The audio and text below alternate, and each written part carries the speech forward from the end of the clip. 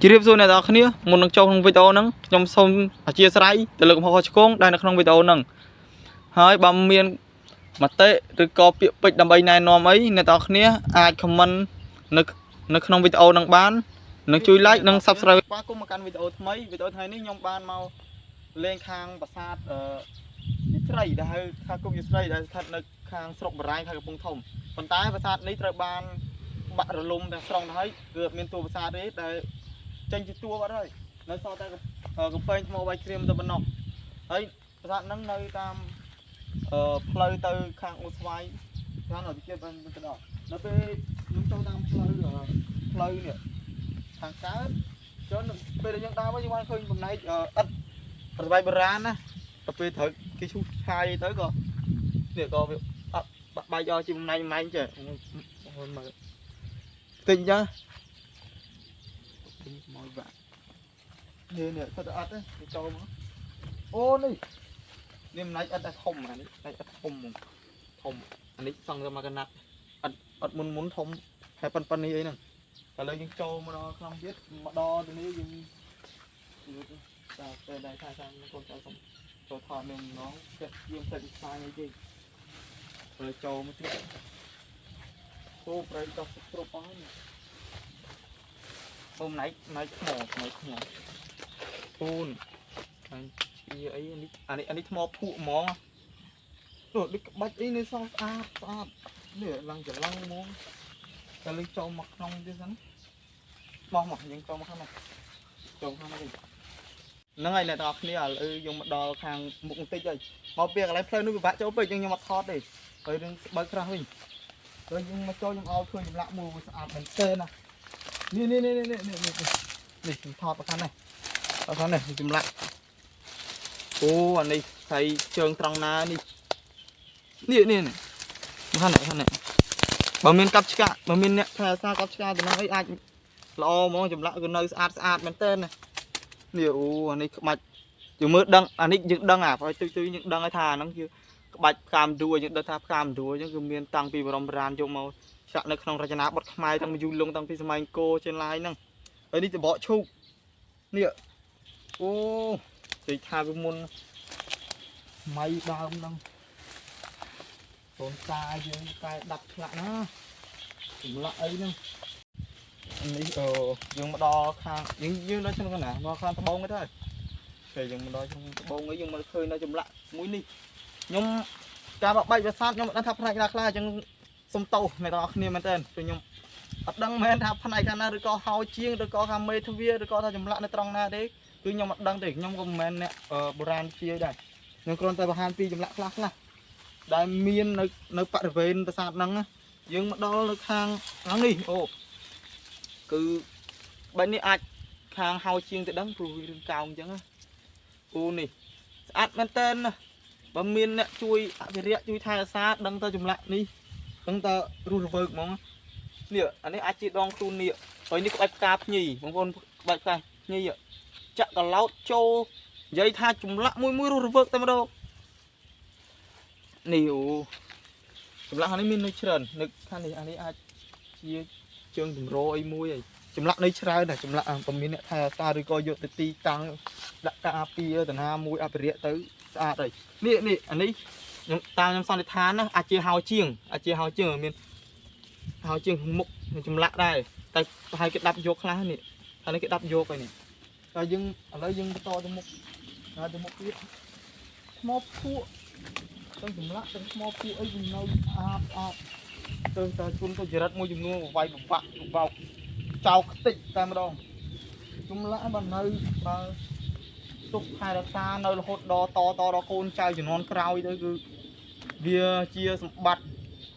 ไปเตะกับพรมวยยังดังลือปีเรื่องราวเบียเตะตะกา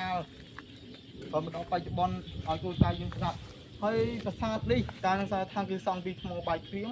ได้ยังดังไงพอใบเคลี้ยงเรื่องมอมันเองโดยประสาทกูหันโกยังติดดอลตัวประสาทตั้งตัวประสาทตั้งกำปั้นตั้งระบองนี่นะคือเธอวิทมอใบเคลี้ยงคือเรื่องมอมันเองไอ้นี่มอใบเคลี้ยงนั่นนี่คือตุ้มไปในซอต่างไปยัง chỉ mau những chỗ những mưa những khơi ai đến đây cứ sát những kia làm rồi và tha tu và sát nhưng mà cái lấy mà tu và sát mình cứ bạo hai linh mà rồi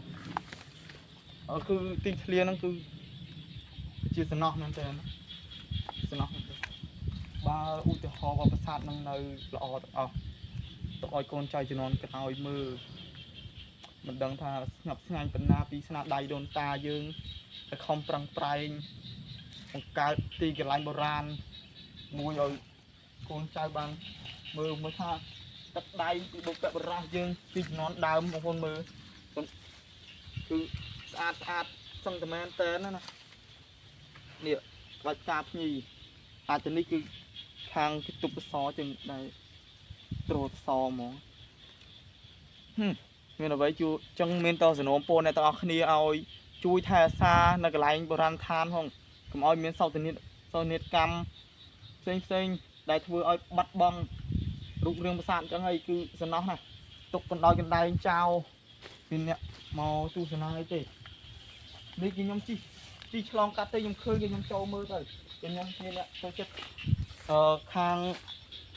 ប្រាសាទខាងបុរាណជាអញ្ចឹងខ្ញុំចូលចិត្តខ្ញុំចូលមកមើលទៀតទៅ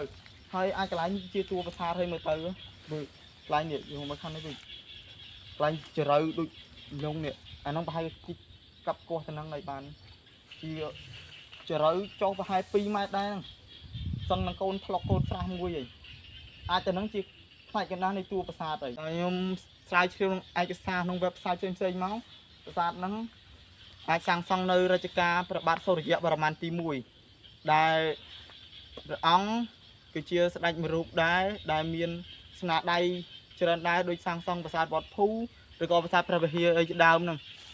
ហើយដែលខ្ញុំថាប្រាសាទនេះសាងសង់រជ្ជកាលព្រះអង្គមិនមានន័យថាព្រះអង្គតាមអង្គប់ហ្នឹងគ្រាន់តែប្រាសាទហ្នឹងអាចសាងសង់នៅក្នុងរជ្ជកាលព្រះអង្គដែរសោយរៀននៅទីហ្នឹងហើយយើងដើរមកមើលរឿងមកជុំនេះទៅមើលថ្មភក់ទាំងអត់ទាំងខោបាយគ្រឿងគឺនៅសឹងតឡទាំងអស់ជន់ទៅចរិតកាប់បំផ្លាញគួរមើលទៅតនីកម្មផ្សេងដែលអស់លោកដែរបានបំផ្លិចបំផ្លាញគឺមានត្រឹមតែទីទួលមួយទុកចោលដាច់ដោយវាត្រីអីនេះចម្លាក់គឺនៅល្អហ្នឹងក៏មានអ្នកថែរក្សាក៏មានអ្នកយកទៅទុកនៅទីណាមួយមិនដឹងជាល្អមកទេខ្ញុំសប្បាយចិត្តដល់ពេលឃើញតែអ្នកទីអភិរក្សនេះជួយការពារទៅនឹងថ្មភូនេះអាចមានចម្លាក់ផងថ្មម្ដុំគឺធ្ងន់មែនតើគឺគាត់ថ្មម្ដុំអាចមានទៅដល់5តោនឬក៏10តោននេះនោះហើយដូនតាយើងខំអូសខំទាញត្រង់បានម្ដុំយកមកឲ្យកូនចៅបានមើលមកសាងសង់យល់បលាច្រើនណាបងប្អូនអត់មានអ្នកមកជួយថែរក្សាកត្តាទាំងទាំងបានទាំងគឺរុកខ្លះទៅអូនោះមកខាងនេះមកគ្នាយកមកខាងនេះតិចអូនេះចម្លាក់បងប្អូនចម្លាក់នៅគ្រប់ទីនេះមកវាដួលទីទៅហ្នឹងទៅដួលទីនេះចម្លាក់បាននៅល្អទាំងអស់មិនដឹងជាស្អាតប៉ុណ្ណាទេក្បាច់ផ្កាភ្ញីអីហ្នឹងវាអូយចំណាស់មែនតើនេះអូយអូនមើលពពីនេះបងប្អូនពពីនេះនេះดูក្បាលនេះតែម្ដងនេះមកខាងនេះពពីនេះអានេះនៅល្អទាំងអស់នេះក្បាលទី1ទី2ទី3នៅខាងនោះទី4ទី5ក្បាលនេះនៅស្អាតទាំងអស់អានេះអើយនេះបងប្អូនក្បាច់ផ្កាភ្ញីគឺស្អាតមែនតើនេះដូនតាឆ្លាក់នេះខ្ញុំឆ្ងល់ទៅនឹងមួយឆ្លាក់ចេញមកកឡោតដូចថាក្បាច់ហ្នឹងវាផុសចេញហ្មងផុសចេញពីថ្មហ្នឹងបណ្ដោយ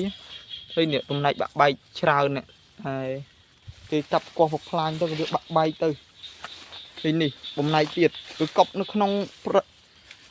កូនព្រៃស្ដុកនៅតំណឹងមួយហ្មងអ្នករត់ចូលរុកអត់ចង់ចូលទេនេះអាយុនេះចម្លាក់សត្វមកបណ្ដោយចម្លាក់នេះស្អាតមែនតើសឹងតែហើយសឹងទាំងអស់ហើយនេះអាចជាសត្វមកឯនេះមក អាចជាសัตว์មកកតែកាប់បំផ្លាញបាក់បែកអស់អាចនេះសាច់ជារូបមនុស្សហើយនេះទីដងខ្លួនដៃជើងហើយនេះគឺជាផ្នត់អាចផ្នត់ជាអីនេះហ្នឹងហើយអ្នកទាំងគ្នាឥឡូវវីដេអូយត់ដល់ឈានដល់ទីបញ្ចប់ហើយយើងសួរមើលទេគ្នាយើងមួយយល់ណាដែលមកលេងប្រាសាទនេះប្រាសាទតួប្រាសាទហ្នឹងយើងមានអារម្មណ៍ថាប្រាសាទនេះពិតជាអស្ចារ្យណាស់ដែលបានសតទុកពីបុព្វបុរសខ្មែរចំនួនគួរយើងគួរថែរក្សាចំនួនទុកផ្នែកដែលសល្អដែលខ្ញុំមើលឃើញនេះមានតែកំពែងនេះកំពែងហ្មងថតឲ្យគ្នាមកសូវ3បាក់ម៉ាននេះនៅសខ្ពស់បើយើងជិះមកបើយើងជិះមៀកពីផ្លូវលើនោះមកងាកមកយើងអាចឃើញហើយតែគ្រាន់តែតួភាសាគឺវាបាក់បែកអស់ហើយនេះក្បាច់ស្អាតហើយដល់ខ្ញុំសួរខ្លាំងចាស់ព្រឹទ្ធាចារ្យនៅហ្នឹងក៏លោកប្រាប់ដែរថាការមុនសង្គ្រាមប្រាសាទនឹងនៅសល់តួទេតែមកវាកាប់គាស់ទៅវាលងដល់ក្រមដល់គ្រឹះវាអញ្ចឹងអាប្រាសាទទាំងមូលប្រាំងទាំងអស់ហ្នឹងគឺវាបាក់ស្រុតធ្លាក់ដល់ដីតែម្ដងដែលខ្ញុំសួរទៅគាត់ថាប្រាំងមានចំនួនដល់5ណាប្រាសាទដែលមានប្រាំង5ភាគច្រើនអត់សូវមានទេគឺវាអស់ចាណាប្រាំងវាមួយគឺអាចថាប្រាសាទមួយមានប្រាំងតែមួយឬតួតែមួយទេហើយប្រាសាទខ្លះទៀតសង់នៅខឿនតែមួយតែមានប្រាំងច្រើនដោយប្រាសាទបកគោអីហ្នឹងតែប្រាសាទនេះសង់លើខឿនតែមួយប្រាំង5តែម្ដងស្ដាយបើយើងអត់ឃើញយើងអត់បានឃើញទេដល់ពេលនេះគឺវាបាក់បែកអស់ទៅហើយអញ្ចឹងមានតែសំណូមពរអ្នកទាំងអស់គ្នាឲ្យជួយថែរក្សានៅសម្បត្តិពុទ្ធធម៌យើងតាំងពីបុរាណហ្នឹ